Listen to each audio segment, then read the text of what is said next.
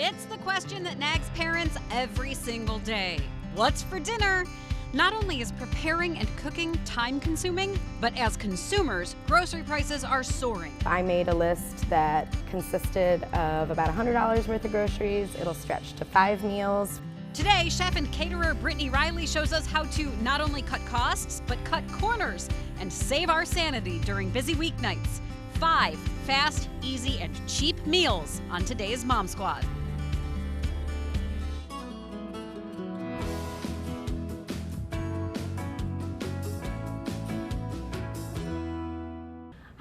Thanks for joining us here on Mom Squad, where we talk all things parenting. I'm Maureen Kyle, and if you're like me, a lot of your parenting revolves around meal planning, making sure that everybody is eating breakfast, lunch, snacks, dinner. And dinner can get really overwhelming, especially if your kids are involved in all sorts of activities.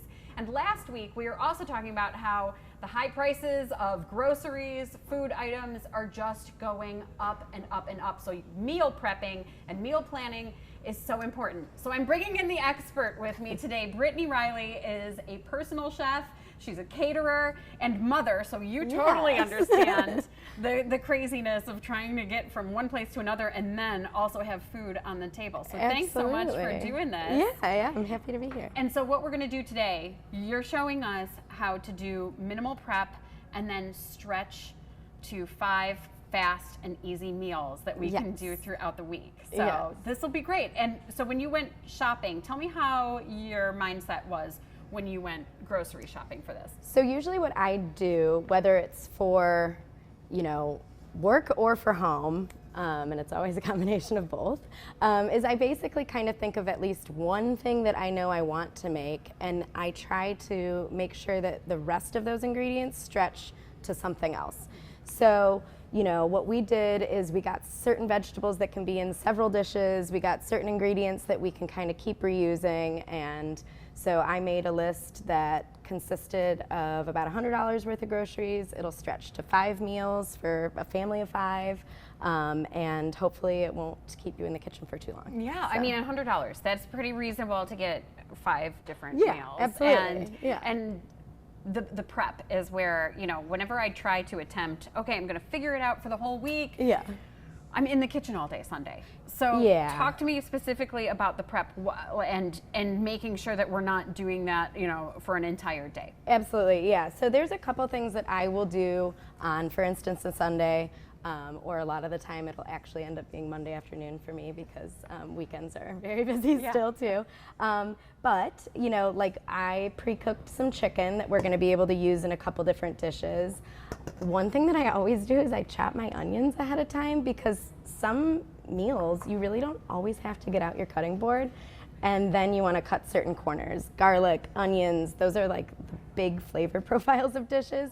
And if you have it already, it's so nice to just be able to toss it in the saute pan. I also went ahead and chopped all of my veggies. And so our broccoli, our carrots, a couple other veggies are totally ready for a couple dishes. And it really only took me maybe like a half an hour to do that. But in the grand scheme of a week, those little pockets add up. So. Yeah. That's awesome. And I just want to point out, too, just because it might not be super obvious, but this was only 2 chicken breasts. 2 chicken breasts, yeah. And we'll be able to use those in our chicken enchiladas. It can be tossed into the soup that we're making. It could go on top of our Asian sauteed stir fry. So, sometimes people want meat, sometimes they don't. Yeah. It'll go in a couple dishes, and it's just 2 chicken breasts. And I actually also pulled them straight from the freezer and poached them, which means just like a low simmer. So there was no defrost it the night before and remember everything. I feel like I need more information on this poaching because I'm always the one who is, I'll get to about 3 o'clock in the afternoon and go, oh my goodness, I didn't defrost something. So how do you poach? So basically poaching is you'll bring your water to a boil and then you just lower the temperature and you place something in there. So it's a simmer, but basically if we had kept it boiling, it would be like a little bit too intense of a heat for it. But poaching is just like, let it simmer, like barely bubbling, and the chicken from frozen, it'll be done poaching in like 20 minutes. Oh my goodness. 25 minutes at the most. I've never tried that. It's kind of nice. Yeah, it is nice. All right, so what's Monday's first meal? So because we pre-cooked chicken, I feel like we don't want to wait until Thursday for that one. Yeah. So we are going to be doing some chicken enchiladas. In our household, we have some vegetarians, some meat eaters, so this is kind of nice. Actually, everything falls into, you can do a little bit of both. So we'll do half of the pan just cheese enchiladas, half of them will have shredded chicken. So that's why this also kind of stretches a little bit. Basically, you can use 2 forks. I don't really do that, I use my hands. It's much easier. You read these recipes and you're like, okay, but basically this is what we're going for, just that like shredded look. And what we're gonna do is we're using some corn tortillas. You can use flour if you really don't like the texture, but I think with enchiladas, it's awesome to use the corn tortillas. So these are all really versatile recipes too. I'm using Monterey Jack. You can use whatever cheese you might have in your fridge and it'll taste good. So Whatever's on sale that week, too. whatever's on sale, whatever you grab, that's kind of like how I have to live my life. So, so basically, we can put a little bit of that chicken into one of our tortillas, and it really doesn't take much. And then we'll get some cheese going in there. And we're just going to basically line them all up, and you really kind of pack them in. A lot will fit into one pan, and then we just pour some enchilada sauce over. You can be really cool and make it, or you just go grab some from the store. Yeah. Every week is different. How hard is enchilada sauce? It is actually really, really easy. Is it? Yeah. And it's really funny because I made it for the first time only like a year ago, and I was like, oh. Yeah. I just never thought to even see how to make it. What's involved in it? Is it a tomato base? Yep, it's tomato based, just some spices and a little bit of vegetable oil, and you're on the stovetop for maybe 10 minutes, and you've got this really flavorful sauce. Good. So yeah. So just to show off what you're doing here. So you line these up, and then how long do you bake these for? So these will just go in the oven for about a half an hour. Okay. So, and that is actually one of the reasons why I prefer the corn tortillas also. They take a lot less time in the oven. So we are just lining these up, literally pouring sauce over and putting it in the oven. Oh my gosh, that's great. Yeah. Okay. And so to serve with this, we will make some really quick Mexican rice that takes about the same exact amount of time. So as it's baking. As we have this in the oven for half an hour. Mexican rice is on the stove. Okay, all right. And what it makes Mexican rice, not just plain old rice? So Mexican rice has tomato sauce in with your cooking liquid, which we're just using water, but you could use, chicken stock or anything like that. And then some spices. So we have some cumin, some dried oregano, some onion powder, garlic powder, and then salt and pepper. Okay. So we will start off with a little bit of oil in our pan. And we're just gonna they call it like a dry saute for our rice. It brings out some of the flavor, and it keeps it from sticking together. So you have garlic on top of that too? I did, okay. yes, you noticed. So just like a couple cloves of garlic chopped up, not minced or anything, just like quick chop. And we'll let this go for just about a minute, and then we'll add in all of our spices and liquid, and that is it. Tuesday is a perfect, I feel like, soup day, especially now that it's not hot anymore. Tuesdays, you've gotten past Monday, but it's still crazy. So what I do is I will grab my little pre-chopped onion here, and we are gonna be making pasta fazool.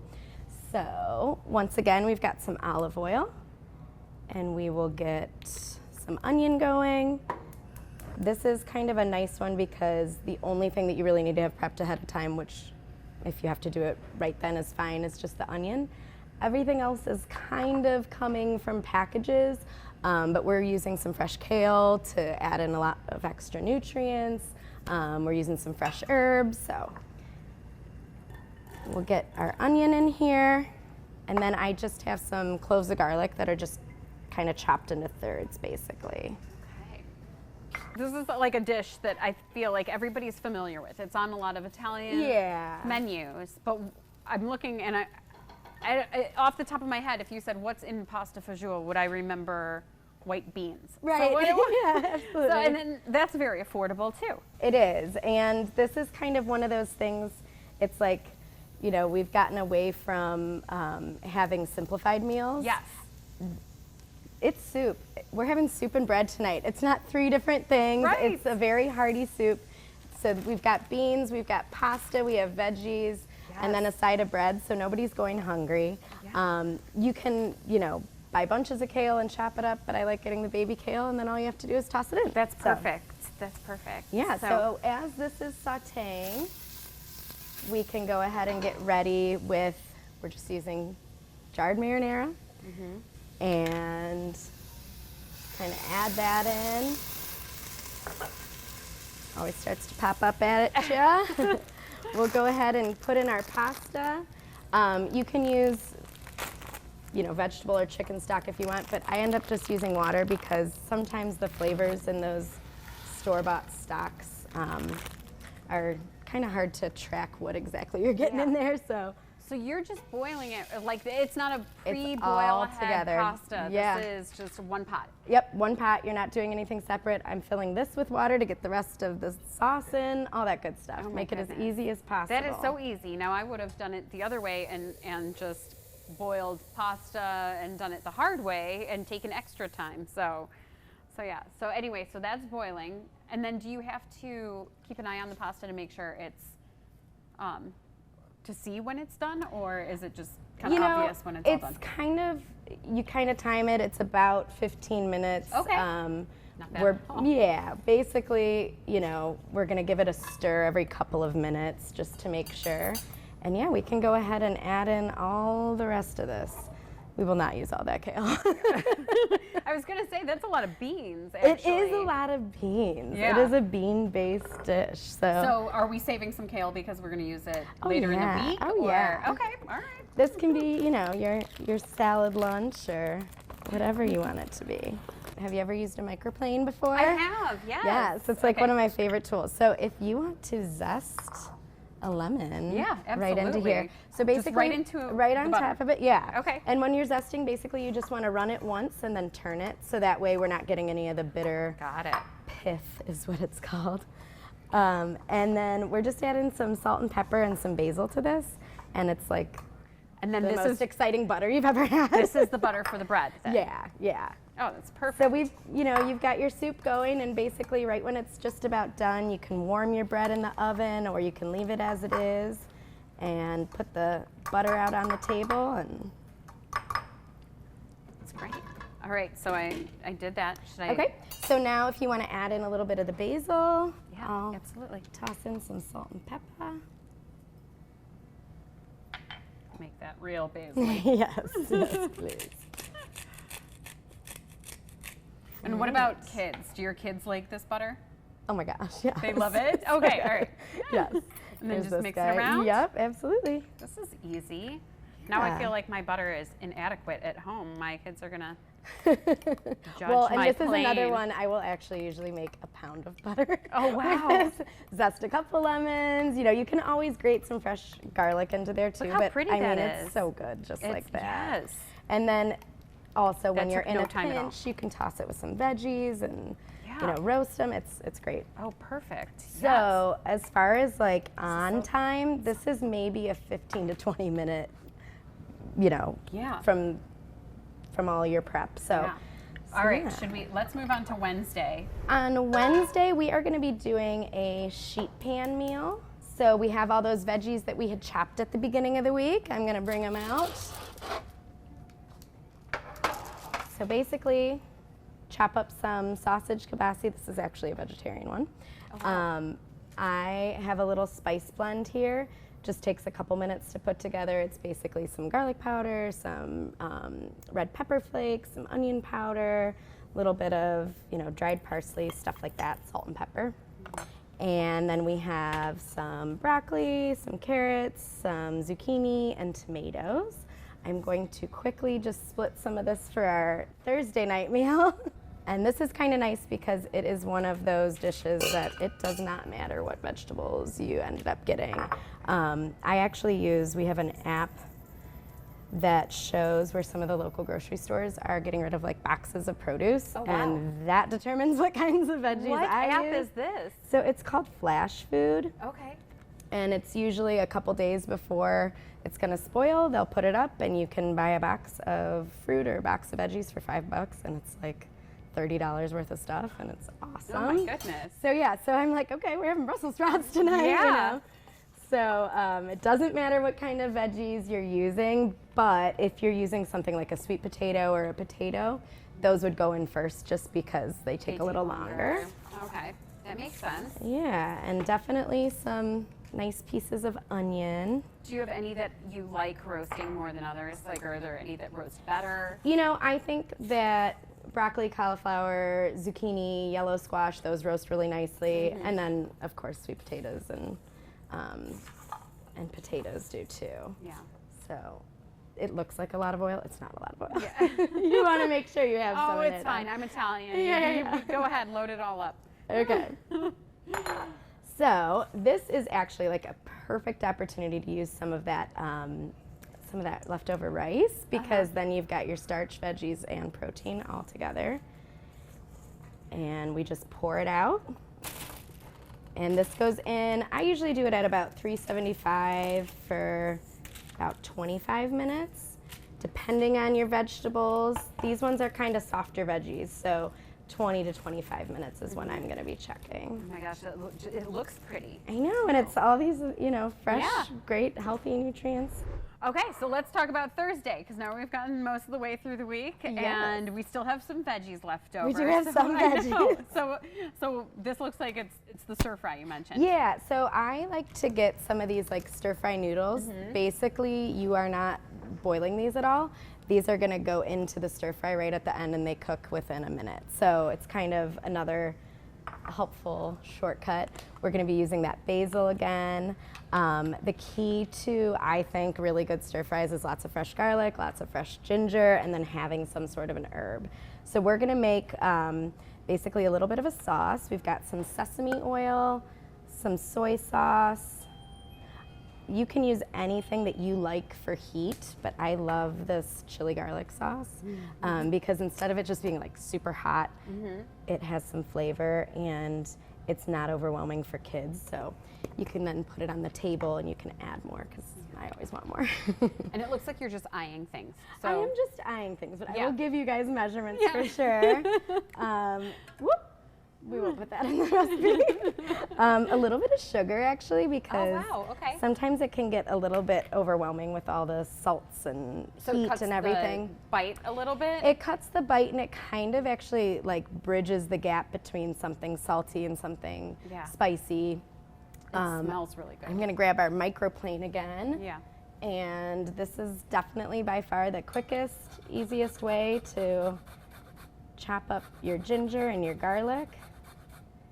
So you just kind of use that microplane, and I add way more than most people, but try it, it's really good. Oh gosh, I love ginger, and that's not too spicy for kids. No, so, not at all. Yeah, and especially once it cooks a little bit, it cuts some of that too. Yeah. How long do you think this whole meal takes to make? This one is probably from start to finish, if you have the veggies already chopped and everything, maybe 20 minutes. That's so, amazing. yeah, it's really quick. And again, it's one of those things where it's whatever veggies you have. If you have a can of water chestnuts or anything like that, throw it in, you know. Use up some of that extra chicken, which we have a decent amount left over. Anything like that you can add on and make it nice and easy. And the same sauce is great on rice. Do you want me to grab some of the chicken? We have some of the chicken still left over from our prep. We can top it all off.